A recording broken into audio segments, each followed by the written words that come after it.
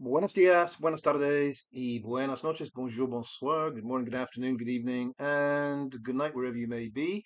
J. Slater case. It is Friday, the weekend is here, it is the 26th of June. Let's get rolling. There is so much to get through, bits and pieces, developing ideas, a few comments on this, that, and the other. So there's no real theme to this video, but I do need to cover a few points before we move on to other things in the next few days. Let's start with some good news, some surprising news, some startling news in many regards.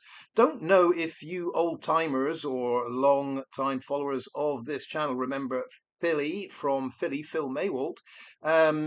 I mean, big time contributor, made a lot of comments. He's in the tech field, told me a load of stuff that I need to know as soon as I start blabbing about tech. Philly from Philly, our US man on the ground over there. He disappeared quite a few months ago, disappeared, and had no idea what had happened to Philly from Philly. I assumed that, like a few others, maybe I had said something so outrageous he couldn't stomach it, and he just decided to walk away. That's fine. Anyone that ever does that, you know. In fact, I've always said small is beautiful. Don't want this channel too big. There are times when I try to reply to every single person that's made a comment, and there are a number of videos when I do that, even if it's a hi, how are you, the weekend's here. But sometimes I write quite a few lines in response. So for me, small is beautiful, always has been. So anyone that walks away, yeah, that's fine by me. But I really was a bit confused with Phil. I was like, yeah, I don't remember any sharp words, don't remember any disagreement. Philly from Philly just disappeared. So be it. And then he reappeared in my emails yesterday. And well, the bad news is Phil had slipped into a coma, a long coma, and then recently came out of it. Had to go through some rehab. He's now back fighting fit. Well, not fighting fit, but he's back. He's back and eager to get back into what's happening in the Jay Slater case. Got a few videos to catch up on. If you go back over the last few months, good luck with that, Phil. There's a few hundred of them, and then you've got to go through all of Luggy's comments. Hey, on second thoughts, I'm now thinking maybe this coma thing that poor Phil went through was a very elaborate way of escaping the torture of going through Luggy's comments. I don't know. I wouldn't have chosen that route myself. But anyway, Philly from Philly, Phil Maywalt is back. Good on you, Phil.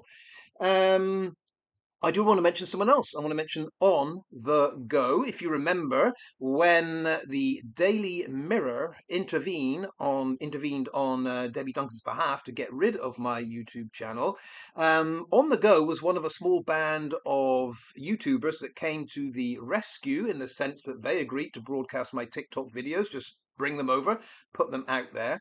And the reason I mention this is because I just checked the other day if On the Go is still doing that. And On the Go is still doing that.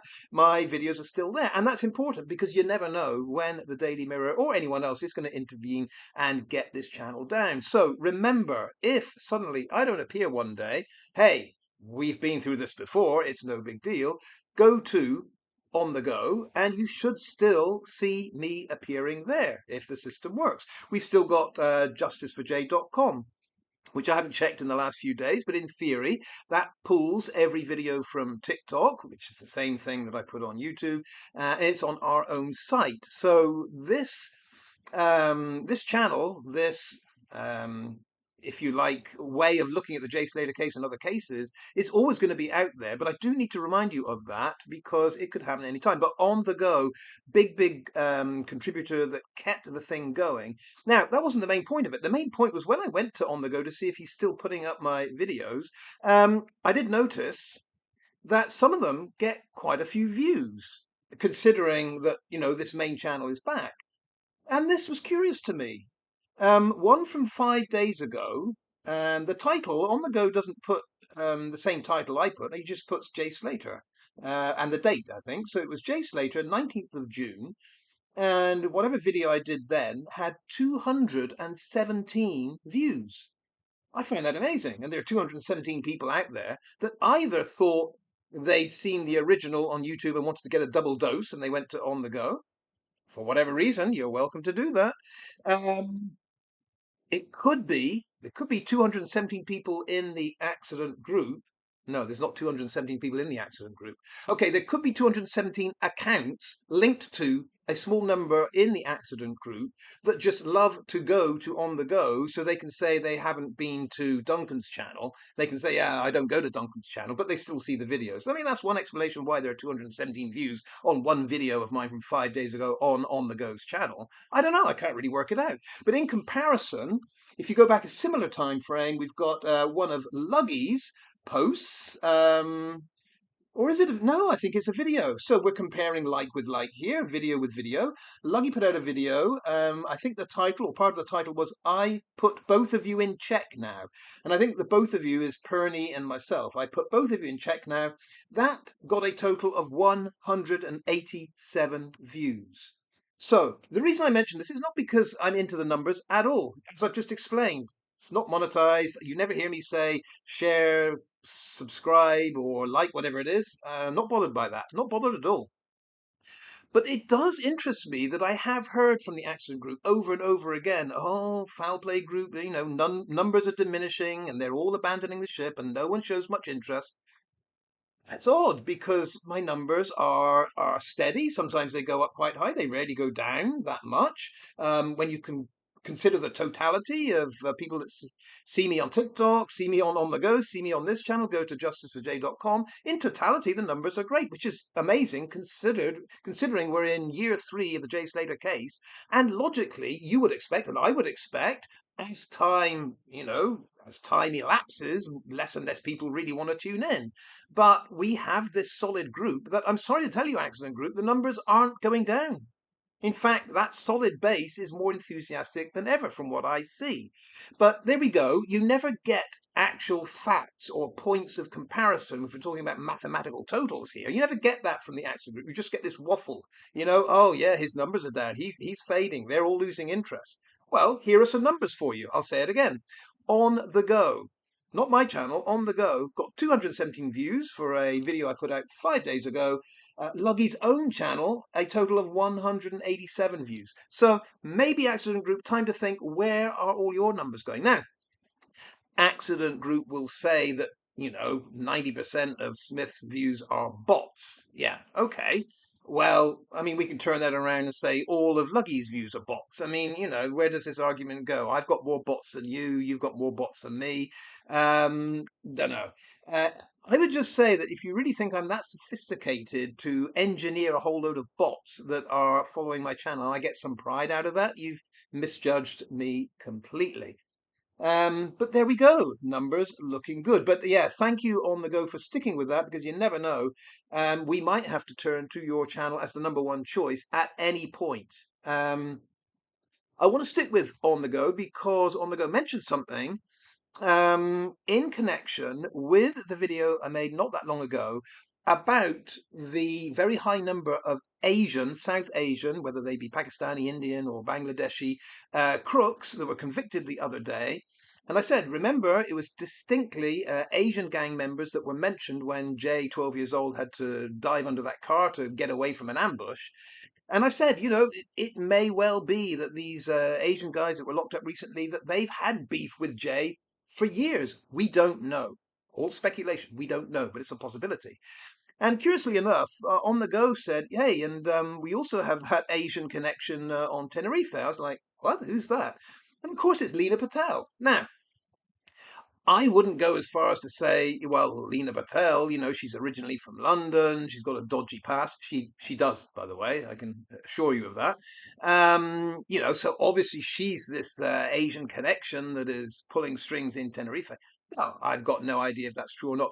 Point that On the Go made, and it's true, is that a lot of the Indian diaspora don't really have a homeland as such. In the sense that, okay, Lena Patel lives in Pennsylvania. She's got her whole life over there. She's not really connected, is she, to any Asian gang life in England? That's not possible. Well, except that she keeps talking about going back to the UK. She's a big Arsenal fan. She goes to Tenerife solo. Okay, there are female travelers that do that. But she also seems to have known Lucy early doors. And it recently popped up that as we look through Lucy's mother's Facebook profile and friends, Lena Patel is there too. And I did find that a bit strange. I was like, okay, so Lena knows Lucy because she drove Lucy around. But why was it Lena that immediately responded to Lucy's plea to drive her around? Why isn't Lucy on Facebook saying, hey, mum, or why is she on Facebook at all? Why is she just saying, hey, mum, could you drive me around? Um, you're here. I mean, I'm assuming Beck's law was on Tenerife, was she not? Could you drive me around? But no, it was Lena Patel that stepped in, and Lena immediately was friends and liking and thumbs up and all social media embracing with both Lucy and Lucy's mum Beck's law. So I don't know. Something tells me Lena Patel is involved and is very aware of how the narco situation works on Tenerife.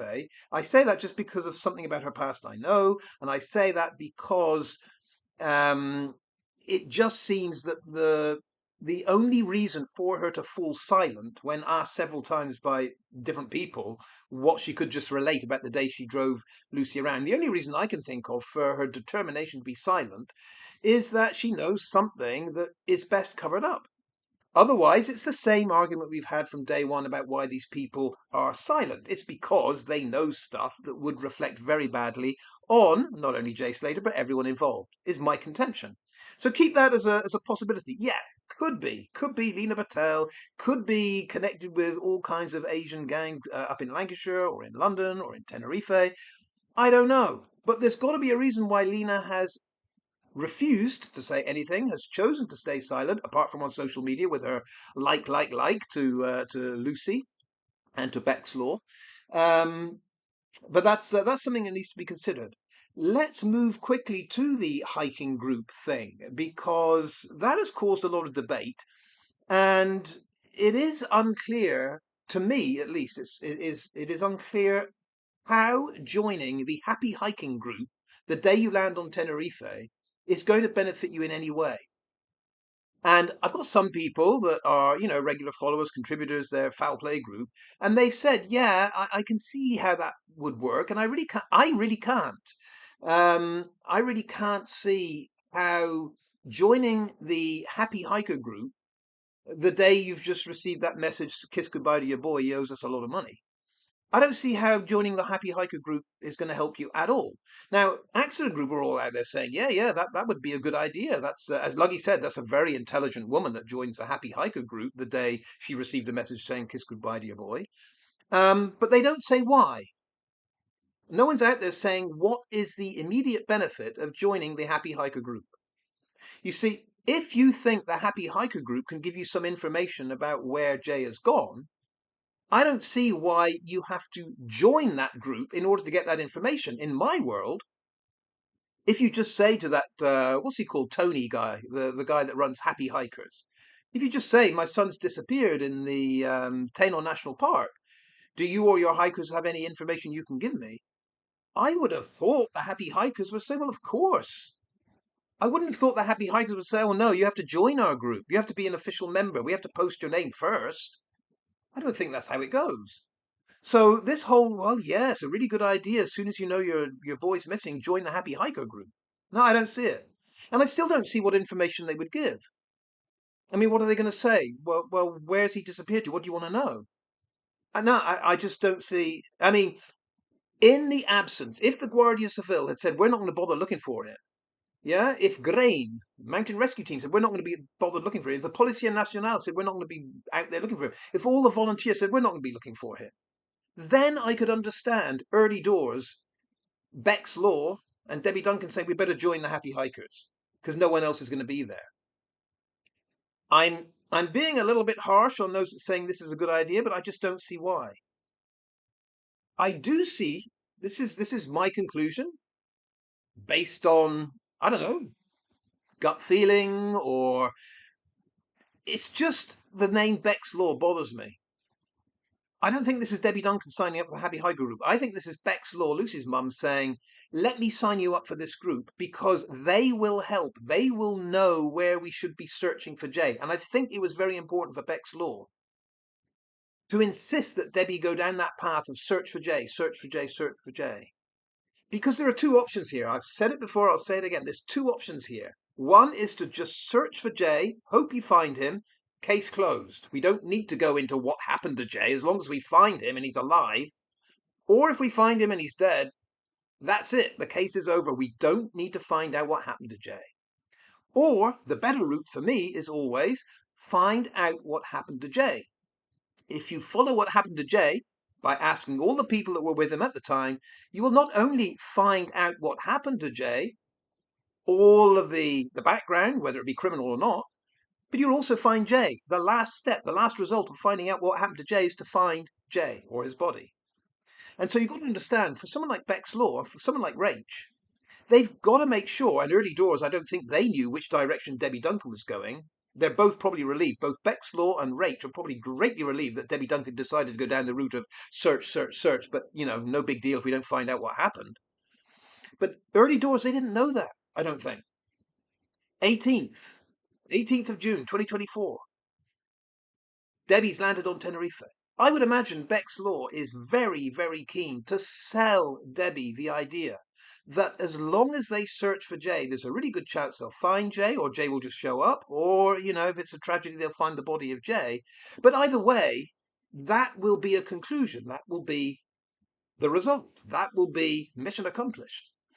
Bleksley and Rach, they have to do that, because if Debbie starts to say, well, wait a minute, if we talk to the friends, if we talk to Brad, if we talk to Lucy, if we talk to Brandon, and we talk to these mystery men, because they're not really mystery men, everyone knows who they are.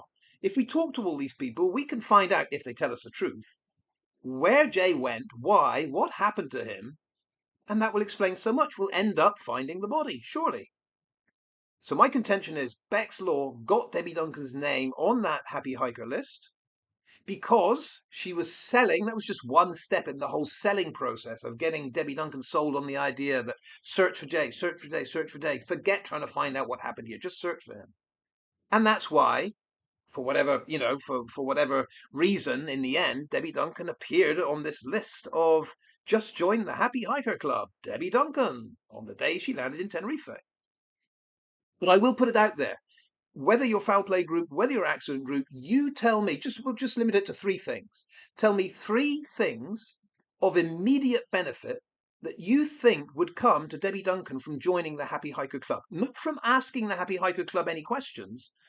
As I said, I think you can do that without joining the club. But what immediate benefit comes from joining the Happy Hiker Club the day you land in Tenerife? Because I really don't get it. But we'll come back to that because the accident group made some points on it. I want to turn to, well, let's have a little bit of light relief. I want to turn to Luggy's bizarrely long fingernails in that photo, that pic he showed us of his hand. I guess it's his hand. I don't know. I mean, he did show us a mini video of what he claims to be his leg and his calf muscle twitching. And as it tightened, it looked roughly half the size of mine, I would say. I mean, you could tell it was mine because I was doing my exercise against the fence there, and yeah, you could see it was my leg. It's my leg. Yeah, pretty chunky and effective thing it is too, I would say. But when we saw Luggy's leg, could be anyone's, and same with his hand. Could be anyone's hand, but he said it's his hand, and it had those bizarrely long fingernails. So I just want to put it out there. One commenter said, word on the street is, on the circuit, Ivor Lovelace is actually known as Ivy Lovelace. And I was thinking, yeah, that explains so much. Because, if Luggy is going through this kind of tranny phase, then it may well be that the name Ivor does bother him. Ivy is what he's, Ivor, he's heading towards Ivy, but he's in that transitional phase, that tranny phase, where it has to be Luggy. And this is why he talks in the third person. Luggy does this, Luggy does that, Luggy this, Luggy that, Luggy. Can't say Ivor because that's rather too masculine, and he's not quite ready to say Ivy, Lovelace. But he's getting there. He's getting there. So, full support in this very inclusive channel, full support for Luggy's transition there. I think he's doing a good job. The fingernails look fine. just need to be, I don't know, bright red to match those lipstick he seems to have in one of those other pics that I featured the other day. Let's turn to the sibling phones. That was never cleared up. So I mentioned the other day, I said it's really bizarre to me that you have that screenshot, you have the location, Jay's up in Santiago, and Brad, well, apparently Brad is down in Papagayos. It says Papagayos. But it doesn't say Brad, it says Chaz, C-H-A-Z, Chaz. And I said, well, who's Chaz? Because I don't think Brad is Chaz. Chaz can't be Brad, and Brad can't be Chaz. So who's Chaz? Um, well, someone did mention, this is interesting, I don't think there's anything to it, but if Zach, Z-A-K, if Zach is short for Zachary, Z-A-C-H-O-R-Y, which I don't think it is, by the way, I think Zach's first name is Zach. I think that is his official Christian name, Zach. But if it's not, if his, birth name is Zachary, Z-A-C-H-O-R-Y, well, Z-A-C-H kind of backwards is Chaz in a funny kind of way. But no, I think the point is, could there be sibling phones at work here? Could it be something that Jay, Brad, Brandon do have a sibling phone, but for what reason? Well, Dr. David did a little bit of research into this and never ever dismiss what Dr. David comes up with. If you do, you are in jeopardy of making a fool of yourself. So if Dr. David sends me something, I read it very, very carefully. Um, for this video, what he sent was rather long, so I won't go into it, but I will read the highlights to you. Because, like myself, Dr. David was kind of, yeah, is this a thing? Because if you find out, no, it's nonsense, well, we'll just say it's nonsense. It was a good idea. Chaz, yeah, could have been his sister Charlotte's phone, but, chances are it isn't. But I just want to have a quick look at what Dr. David sent me here. So I don't know where he's pulled this from, AI searching or what have you. But what it says here is, well, the question, how common is it for people involved in crime and drugs to use or have access to siblings' phones? Straightforward question. What's it going to come back with? Very rare, surprisingly often. Here we go. It is highly common and well documented in criminal investigations for individuals involved in drug trade and organized crime to use or access the mobile phones of siblings, family members, or romantic partners. In digital forensics and policing, this is a frequent tactic used to establish plausible deniability, hide illicit assets, and evade surveillance. That is the answer. Well, highly common and well documented. It doesn't say, that's more than, yeah, sometimes. I think this is a thing. Doesn't mean it happened in the Jay Slater case, but it's something to keep in the back of your mind. Let's just read a bit more. Why criminals access siblings' phones. Anonymity and co-option. Criminal networks, such as county lines drug networks, frequently exploit the phones of innocent or vulnerable family members to coordinate supply. Using a sibling's phone helps distance the primary offender from the deal line or criminal text alerts. Okay, it all makes sense. Attribution obfuscation. In courts, prosecutors must prove attribution, that a specific text message or call was physically made by the defendant and not just from their handset. By mixing usage across a sibling's device, criminals attempt to muddy the waters so they can claim that wasn't me using the phone, it belongs to my sibling. Again, makes perfect sense. Grooming and exploitation, in many cases involving younger siblings. Older individuals involved in gangs will take or borrow younger family members' phones to use encrypted messaging apps like Snapchat, Signal, or WhatsApp to hide their digital footprint from law enforcement or rival gangs. Again, makes sense. And the last one, shared Wi-Fi and hotspots. Even if they do not physically hold the sibling's phone, they may connect to it via a Wi-Fi hotspot to run illicit transactions, which ties the sibling's data connection or IP address to criminal activity. Now then, the long and the short of it is, thank you, Dr. David, for that little bit of research there. The long and the short of it is, it's only a fool that would dismiss the notion that the likes of Brad, Brandon, and Jay, and maybe Lucy, are using a sibling's phone. There are good reasons why that might happen. I'm actually rather doubtful that Brad was using his little sister's phone, but you can't just sit there and say, well, here's Brad, but it says Chaz. There's nothing to see here. You look at it and you may come to the conclusion there's nothing to see here, but just to dismiss it as the accident group do is folly in the extreme. Now, I do want to turn on that note to what Peter Bleksley, the great Met detective, said recently. And what he said is something that the accident group need to think about and take on board. Because time and time again, we get the accident group lecturing us on how we are not proving anything, that we should go to the authorities with everything we've got, that blah, blah, blah, blah, blah. After 2 years, you've got nothing. But they've missed the point. What I'm doing, I can't speak for everyone, what I'm doing is I'm not trying to prove anything. Not at all. I've got nothing to take the authorities as such, not as evidence. Evidence is something that would come out under a police investigation, under caution, in a court of law, under oath. That's not what I'm up to here. So accident group, I'm not trying to do what you think I'm trying to do. Bleksley makes this very clear. He says, any investigation has to be not a search for proof of a theory, but an